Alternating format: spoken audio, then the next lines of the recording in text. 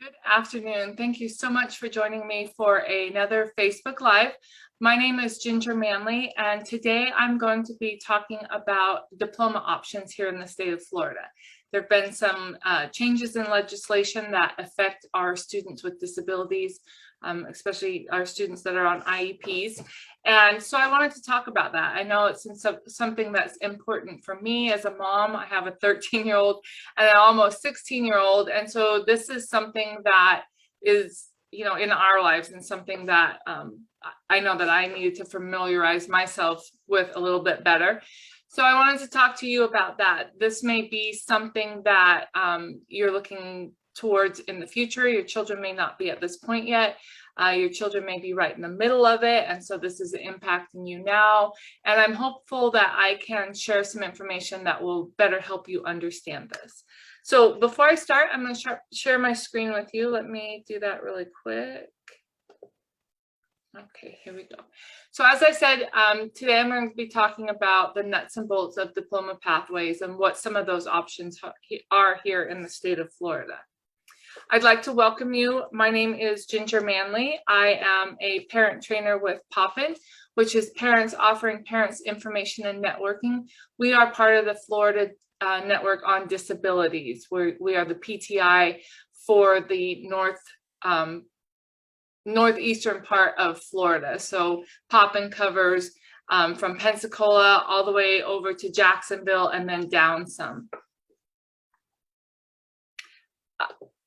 We are a family-driven nonprofit organization. We're a 501c3. One of the things I really appreciate and love about FND is that all of the employees, the board members, the staff members, we are all either persons with disabilities or, like myself, we're parents of persons with disabilities. So all of this information are things that we need in our daily lives as well, or impacts us. And so I really feel like when I talk about this, I can talk about it because it's something that is part of my life as well. Before I get started, I just want to go over what we do not do. Is we're not here to act as attorneys or doctors or mental health professionals. What we are here to do, and what I'm here to do today, is to provide information, resources, and support to you. So you as a parent or you as a professional working with individuals with disabilities, that's really what your PTI, your Parent Training Instruction Center, which is what Poppin is, that's what we do, and that's a main part of our mission and in sharing that information with families. So here's a presentation outline. Some of the things that I'm going to go over today. I'm going to review a little bit of legislation, what IDEA is, along with some Florida legislation. Going to talk about accommodations and modifications, what the difference is and why that matters. I know sometimes it's hard to understand the difference between accommodations and modifications, but we have a really great slide that explains that to you. We're going to talk about age of majority, and age of majority affects all students in schools, but we're going to talk about why that can come into play and why it's important to know about, especially for our students with disabilities. We're going to talk about the elimination of the special diploma. This happened actually back in 2014. We're going to talk about different graduation pathways and an overview of that, and what those pathways are available to students with disabilities. We're going to go over the CTE graduation pathway. This is the newest pathway. And then we're going to talk about diploma designations and deferral as well. So let me start with just a quick overview of the Individuals with Disabilities Education Act, or IDEA. And if you're not familiar with it, IDEA is what assists our students and what the law that covers special education services. IDEA says that the purposes of Section 1400 in IDEA is to ensure that all children with disabilities have available to them a free, appropriate public education, or FAPE, and that emphasizes special education and related services designed to meet that student's unique needs. And this is what we're going to be talking about today, is to prepare them for further education, employment, and independent living. This IDEA, and what we're talking about is part B of IDEA, and that covers students in kindergarten through grade 12, so up until they graduate from high school. Once they graduate from high school, they are no longer protected under IDEA. However, some of the accommodations that we're going to be talking about, those would be covered under a 504, and that's covered under the Americans with Disability Act. So that means that if your student is looking at post-secondary school options, so they're going to go to college, or they're going to go to a trade school, or they're any of those different types of things, they are covered under ADA, and they can have accommodations for them in school, and that would be covered, or at work, and that would be covered for them under a 504. So again, IDEA ends at graduation, but 504 through the Americans with Disability Act, those accommodations can continue to follow an individual until they die. Actually, covers them for the rest of their lives. Okay, so let's talk about secondary transition individualized education plan. So transition services, as defined by IDEA, it provides a coordinated set of activities for students with disabilities. Those coordinated sets of activities are designed with an outcome-oriented process that promotes movement from school to post-secondary activities, including post-secondary education, vocational training, integrated employment, continuing and adult education, adult services, independent living, or community participation.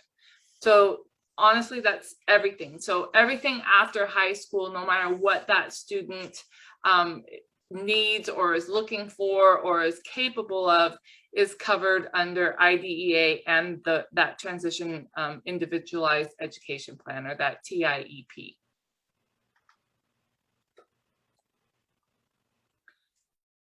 So let's talk a little bit more about TIEPs. In the summer of 2021, Florida legislature, House Bill 173, added new requirements specific to transition planning.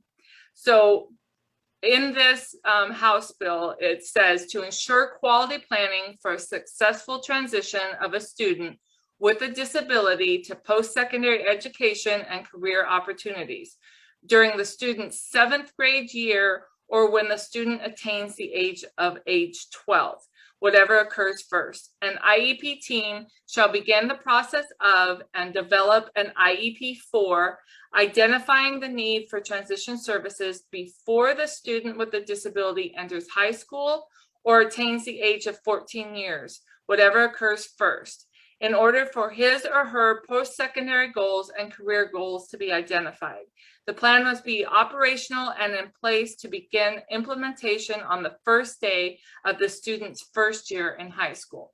So under IDEA says that that transition planning, a transition IEP must be put in place for a student by the time that they turn age 16.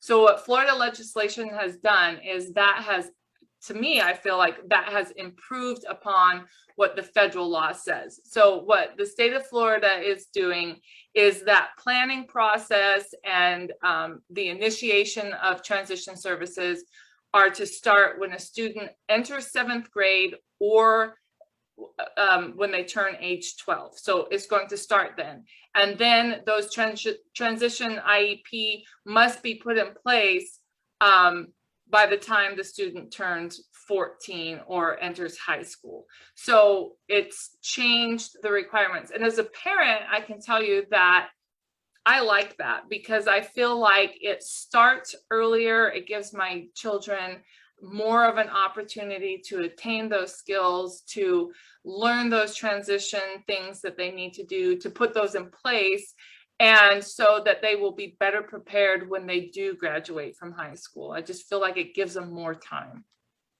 So that's my parent input on that one.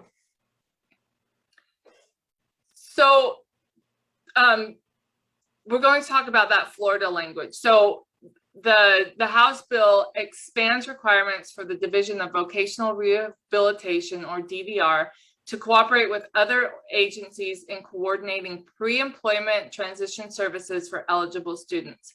The significance in education was the impact to this bill here, and a change to measurable long-term post-secondary education and career goals to consider pre-ETs, which we're going to talk about, that went into effect on July 1st, 2020. So we're going to talk about pre-employment services, or pre-ETs, and those must include what's addressed by the IEP by age 16 per Florida statute. Beginning no later than the first IEP, they must be in effect when the student attains the age of 16. So let's go through and talk more about Florida law. Well, let's talk about, actually, let me back up a little bit and let's talk about accommodations versus modifications. So it's important to know the difference between those two because what they do are different. So accommodations adjusts the way that a student learns and or is tested, how they access that education. Accommodations do not change the standards or the expectations that are permitted under IDEA or ADA or 504s. So it just is a way that that student accesses that education. It changes that. So an example of an accommodation could be that a student gets extended time taking their test because that's something that they need. Or another accommodation could be that, like for word questions, instead of the student doing every word question, they are required to do every other word question. Accommodation could be providing speech to text for a student. It could be providing assistive technology to assist a student. It could be different types of things like that. So it doesn't change what the student's learning, it's changing how they're accessing that and adjust the way that they learn and that they're tested. Modifications are different because that changes the content of what the student will learn or is expected to learn. Modifications are allowed for students that have significant cognitive disabilities, and these are only considered after all accommodations and services were provided. So the first thing that is put into effect for a student that has a disability and needs special education is accommodations. What can we do with accommodations to assist the student? What services and supports can we put in place to assist the student? And then if that is not working, then the talk about modifications may come into play. And again, it's only for students with significant cognitive disabilities. Because, for example, with a modification, a 10th grade student may only be completing 3rd grade level work. They've made modifications in the curriculum, so the student is not learning the same that their peers are learning. They're learning at a completely different level. They may be learning a different, that curriculum is changed to an extent that it's not the same as what's expected of the other students. It's put on a level where that student can understand it. So it is completely changed from like what everyone else in that class is learning. So let's talk about what age of majority is. And I've talked about this before, and our children are always going to be our babies. However, our children are going to become adults, and that happens here in Florida, when a child turns 18. So when a child turns 18, that's when they reach age of majority and they are considered an adult. That means they have all the rights in their decision making. Everything transfers from parents now to the student. And for some students, that's fine. For other students, especially, I know I'm talking about mine, that may not work for them. That may not work for him. He needs some additional help. He needs some assistance with his decision making. And these are all things that this is a conversation that you need to have with your student and within your family as well. So we want to make sure that parents are informed so that you're aware of this. Of course, we want our children to be as self-sufficient as possible. We really encourage you to look at those supported decision-making options, and we want our children to make those decisions themselves. We want them to advocate for themselves and to be able to make those choices. But we as parents need to be aware of this as well. So things to know is that in the school year that your student turns 17, the school must notify both you and the student, and they must talk to you about transfer of rights at age 18. Then the year that the student turns 18, the school is required to send you a separate and distinct notice of the transfer of rights. And then on the student's 18th birthday, they gain all of their legal rights as an adult, again, whether or not they have a disability or not. So best practices encourage the school districts to continue to work closely with the parents to ensure that appropriate decisions are made. However, all decisions are that of the adult age student, and that includes supports and services on the IEP, diploma, options, etc. It is the adult age student's signature that makes the IEP a legal binding document. If a parent wants to retain certain rights, if that's appropriate, due to the severity or the nature of the student's disability, that process occurs through the court system. We're talking about guardianship or guardianship advocacy or different and that type of thing. And that has to be done before the student turns 18. And I will provide you with all of the links, including links for age of majority. I'll have those in the comments below. So if you'd like more information on that, the links will be in a comment below.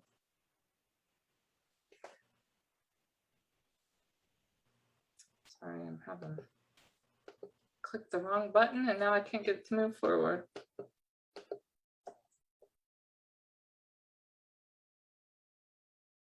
Okay, so let's start with diploma options. We're going to talk about that. So legislation, oops, pushed too many buttons, I guess. Legislation passed in Florida during the 2014 session. And during that time, they repealed the special diploma. And then also it's required that the State Board of Education create rules regarding additional ways in which students with disabilities may earn a standard diploma. So we're going to talk about that. So what are the options? And again, the links for this are going to be in the comments below. So there's a lot of different things that are available or different pathways that are available. All students are working to earn a standard diploma, but there are multiple pathways to a standard diploma, and it's up to you and your student, and in some cases the IEP team, if your student has an IEP team, to decide what that pathway is going to be and how that student is going to get there. So there are different paths to choose to get to graduation. All 24 credit pathways are also available to be made in 18 credit pathways, and we're going to talk more about that in just a minute. The 24 credit standard diploma is what most of us are aware of. That's the standard one. That's what most students are getting. And then I also in the comments have a link to the Florida Department of Education's diploma options and the graduations pathway chart, as well as an academic advisement flyer. So there's a lot of really good information in that. If you'll click on the links in the comment, you'll have access to that as well. Students with disabilities. So all students have the option for a standard diploma, and then our students with disabilities have 2 additional pathways which they can choose from. And I'm going to go over those options further on in the presentation. Each of these pathways allows students with disabilities to be able to use career and technical education, or CTE, courses to substitute 1 core academic credit in each of the 4 core areas. And again, I'm going to talk about that more as we go along. There are some restrictions that apply to that. There are some things that can be substituted and some things that can't. Students can only substitute English 4.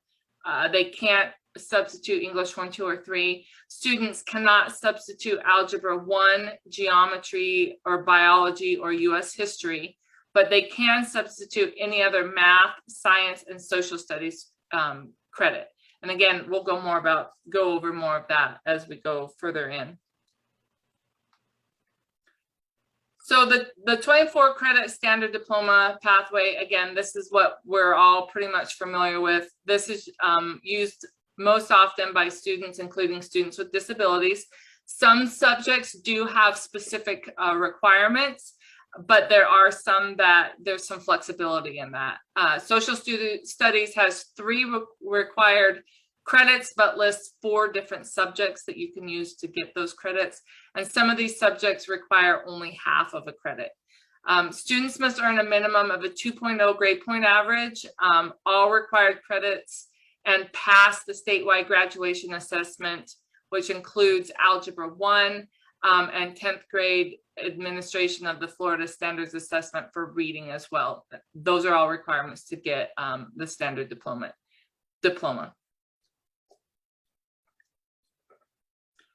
Then there's also, we're going to talk about this diploma is only for students who have a disability and who have an IEP. Students with the 504 plan may not choose this option. So unless you have an IEP, this is not an option that is available to a student with a disability. This diploma option can be done as 18 or 24 credits. Now, in all the options that we're going to be talking about, 24 credit diploma, that should be the standard. That's what we're really looking for. That should be the default. Then the 18 credit diploma, that's more on a case-by-case basis, as a student may require it. But again, the 24 credits really should be the default for all students. But depending on the situation, the 18 credit diploma is, again, an option that could be available. Students with disabilities may substitute up to 1 credit in each of the 4 core areas with an aligned CTE, which again is career and technical education course. The school district is responsible for the CTE course alignment. The Department of Education is no longer aligning those courses. So each school district is responsible for doing that. Each school district can also develop a procedure for course alignment. So for English, and I talked about this before, only English 4 can be substituted. You can't substitute Algebra 1 or Geometry. You cannot substitute Biology. It is the only option that has a required, so the CTE diploma, it's the only option that has a required half credit of paid employment-based course. And I'm going to talk a little bit more about the requirements on that. The paid employment has to be at or above minimum wage for a minimum of 1 semester. It can be longer during that student's high school years. And there are specific documentation that are required for that, for if a student is working and they are going to be using it as part of their credit. And an employment transition plan must be completed by the IEP team. And there are required signatures. So the parent, the student, the ESE teacher, and the employer all have to sign that form. And again, there's some links to some different websites with more information on that in the comments if you want to look at those.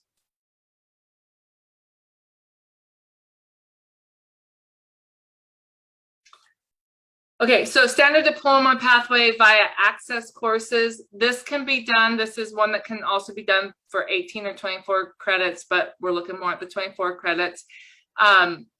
This is only for students with significant cognitive disabilities taking the Florida Standards Alternative Assessment.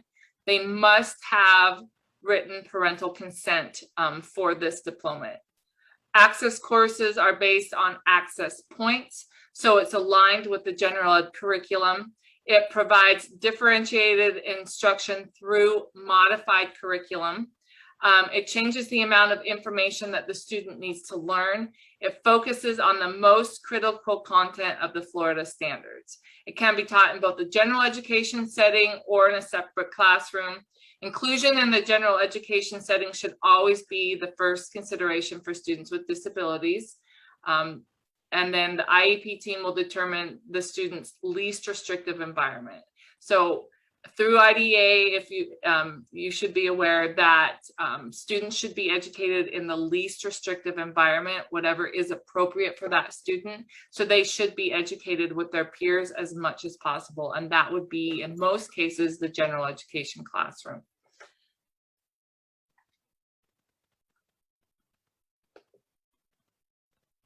Sorry, my computer keeps jumping and okay, so there are some advantages and disadvantages of all of these choices. You know, every choice is not appropriate for every person. So it's something that you should definitely look at and think about. And it is a decision. These diploma options are a decision that need to be made by the entire IEP team. So that's going to include the student, the parent, the school, the special education teacher, the general education teacher, and others as well. So, you know, that's how that decision is made on what is going to be best for each individual student. There are some unique opportunities, but again, there are some disadvantages as well. The same standard as all the general education students are for this diploma. So this is the same standard for everyone. Some of the advantages is that it continues to access grade level curriculum, again, based on the student's ability. Another advantage is that when applying for employment, students can check the box for yes, they did graduate with a diploma. They're eligible to attend Florida post-secondary comprehensive transition programs at various different Florida universities and colleges, and they're eligible to enroll in any state college or technical school with a standard diploma. So for students, the disadvantages of that is that for the access points is that it's a modified curriculum. So this may change the amount of information required by the student or acquired by the student, I'm sorry. CTE classes can modify the curriculum, but they cannot modify the tests and assessments for CTE certification. And some state college degree seeking programs may require additional prerequisite or remedial coursework. So again, this is the advantages versus the disadvantages for the standard deployment via access points. You need to look at those and know those before the IEP team makes that decision. So where to find the access points information and how to use them. Again, in the comments, there's going to be a link with more information so that you can access that. Some of the things to keep in mind is that this focuses on abilities, and you need to remind your students that they have a modified curriculum, but they also have the right to ask questions when they don't understand something. And then again, this modified curriculum or the access point requires parental consent, which is part of prior written notice.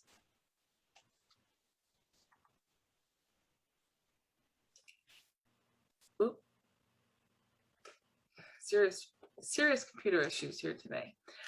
So the 18 credit pathway, which again is an option, but it's not the default. It is an option for some students. And again, it's a discussion that needs to be had by the IEP team. The 18 credit option standard diploma, it's one type of standard diploma in which the academics are the same. But what it does is it greatly reduces the number of electives the student needs to graduate. So they still have to take all those core classes on the academic side, but it's reducing the electives so so that the student can still graduate on time or graduate at all in some instances. Both the online course and the PE requirements are removed. Again, on this, students still must have a GPA of 2.0, and they must pass both the statewide assessments for graduation. Students with disabilities have the option of receiving a results waiver granted by the IEP team for any statewide graduation assessments they do not pass. So that could be Algebra 1, and then for the reading classes, the 10th grade reading class as well. They can also satisfy the graduation assessment requirements by receiving a concordant score on the ACT or SAT. The 18 credit option can be done for any of the standard diploma options. So it can be done on the traditional standard diploma. It can be done on the academic and employment competencies standard or the AEC, and then the standard access diploma, as well as the CTE pathway diploma. So the next one is a new diploma option that's available to students, including students with disabilities. This went into effect the 2019 to 2020 school year. This is not the same as a CTE course substitutions, which is allowed on the academic and employment competencies or access standard diploma options. This is I'm thinking military, I keep saying deployment, and I mean diploma, I'm sorry. This is a separate diploma option that does not allow for CTE course substitutions in English, math, science, and social studies. The student must meet the minimum 18 credit graduation option requirements. So that's the 14 core academics. They don't have to do PE, and no online course, and no fine and performing arts credits are needed. They also must complete 2 credits in CTE courses, which must result in program completion and industry certification. They must also complete 2 credits in a work-based learning courses or 2 credits including financial literacy. Students must pass the industry certification exam in order to earn the standard diploma. And caution needs to be taken. We really need to think about this when placing a student with a disability on this option, as it requires the student to pass the industry certification exam in order to earn the diploma. So that's something that needs to be looked at and considered for each student. There's no waiver for the industry certification exams. Most do allow for accommodations, but they are specific to the industry certification exam and in the field. School staff and families should look into what accommodations would be allowable on the industry certification exam prior to making that final decision about placing a student with a disability on this diploma option. Students with disabilities, they can be granted a waiver for the statewide graduation assessment. So that could be for Algebra 1, EOC, and 10th grade FSA reading. But that is an IEP team decision.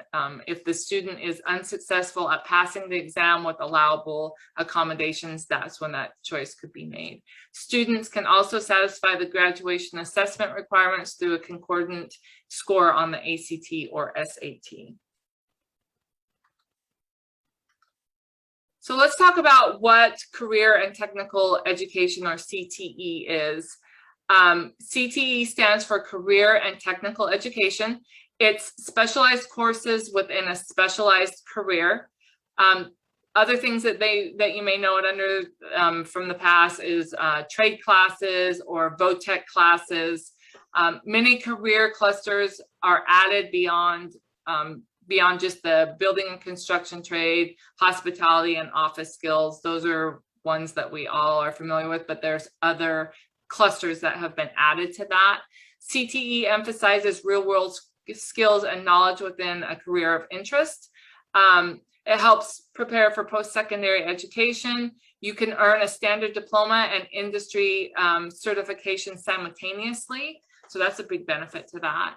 And there's a wide range of programs that provide a living wage. There are 17 different career clusters that are geared toward middle school, high school, and district technical schools in the Florida college system. And there is a link included in the comments below that has an online brochure of what those are. Courses may be modified for students on the Access Point curriculum, but certification tests or assessments cannot be modified. Florida is no longer offering modified occupational completion points, or MOCPS. In order to be certified in a specific area, students must be able to pass the test. There is no exceptions to that.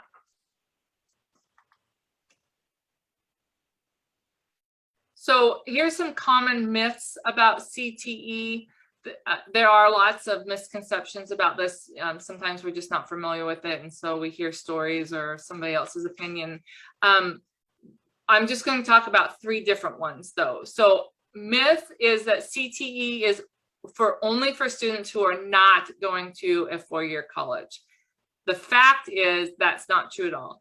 CTE can also be a pathway to further post-secondary education. It sets a student up to continue towards certification or for their associate's, bachelor's, master's, or doctorate degree. One of the other myths is that CTE is training for only one job.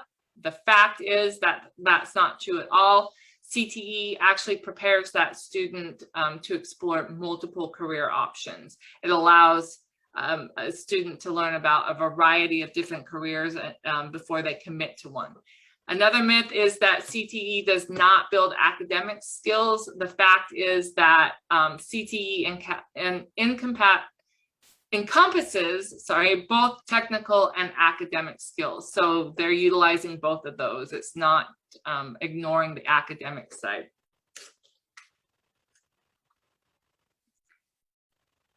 So here's here's a description and a visual of CTE to show why CTE courses are important. We're looking at the green side here. CTE participation improves college and career readiness outcomes. It really helps that student be prepared, teaches them a lot of different skills that they would not normally be, or they may not normally be learning. Students with a disability who are CTE concentrators have better outcomes. CTE concentrator is a student who has taken at least 4 CTE courses in high school. And the statistics on that show that 3% fewer students have unexcused absences, 5% or more are likely to graduate high school on time, 20% or more are likely to be employed after graduation. So it is a good option. And it clearly shows that CTE courses will enable students with disabilities to be more successful.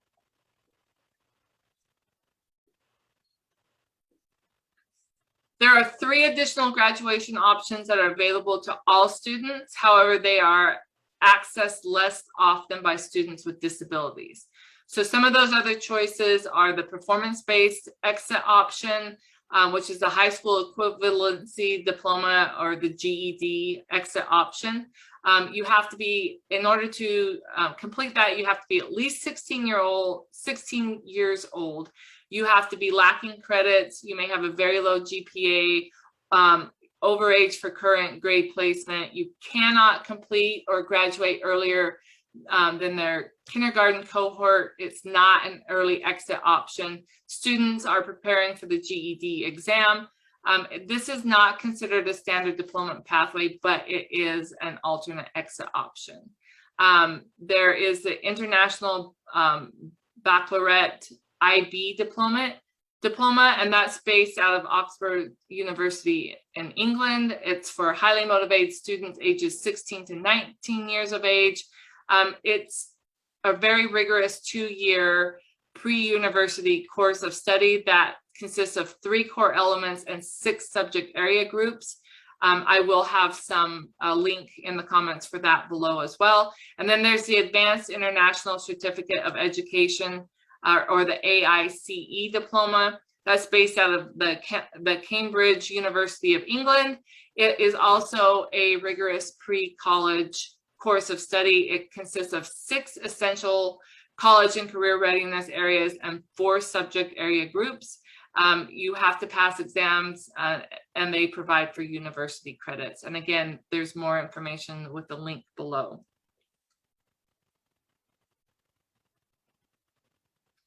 Then there's the diploma designations. There's 2 diploma designations which students can pursue. There's the Scholar or Merit. These are optional designations, and they are not required that a student pursue one. So these are just additional options. They're often signified on the diploma with an extra sticker or ribbon denoting which option the student earned.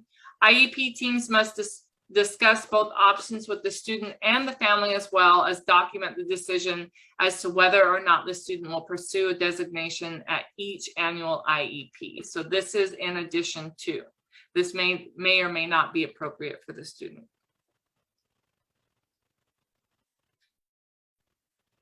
Where can you find information in your specific county? Because every county is a little bit different. You should schedule an appointment with a guidance counselor, and there's a lot of different questions you can ask to learn if this is going to be an option for you or a consideration for you.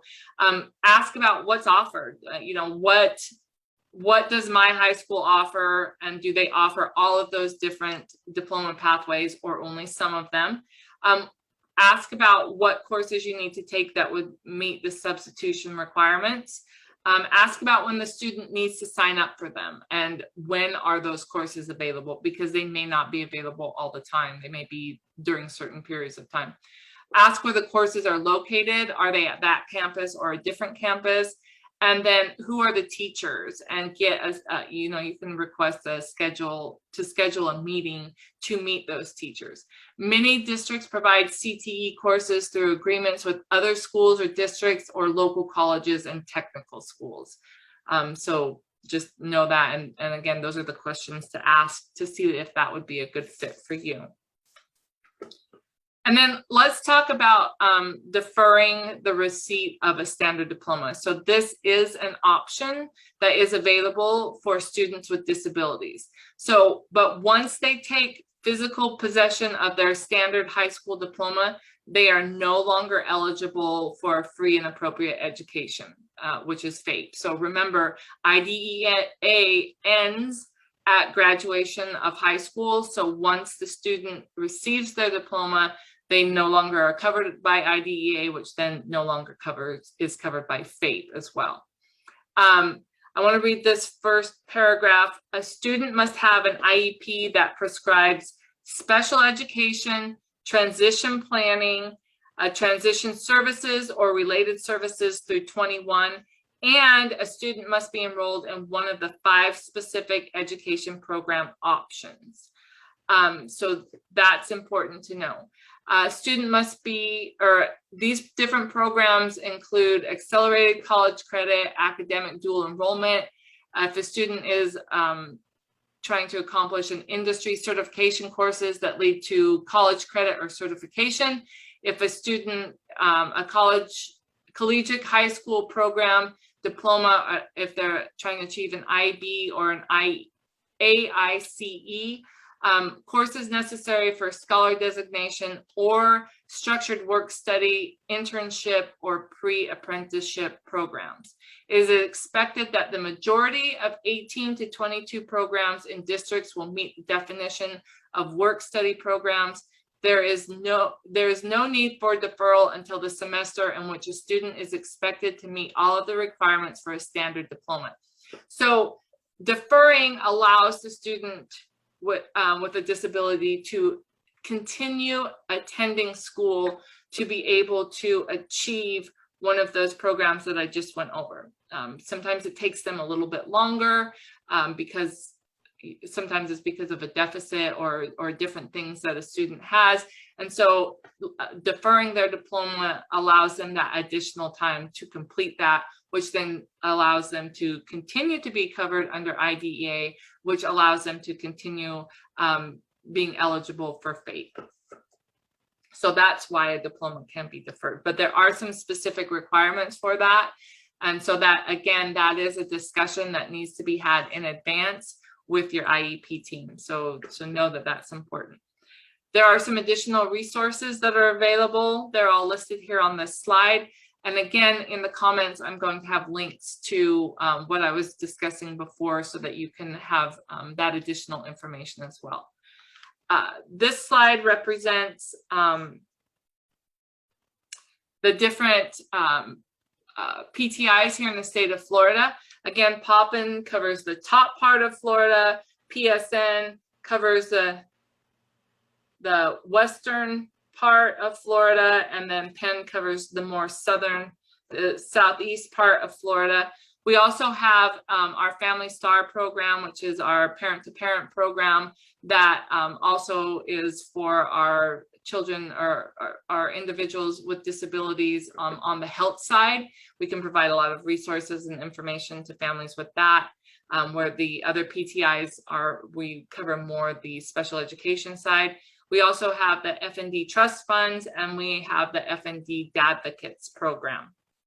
Again, I very much appreciate you being here today. If I can help answer any other questions or provide any information, or please feel free to reach out to any of my colleagues. We would be more than happy to do that. Thanks again.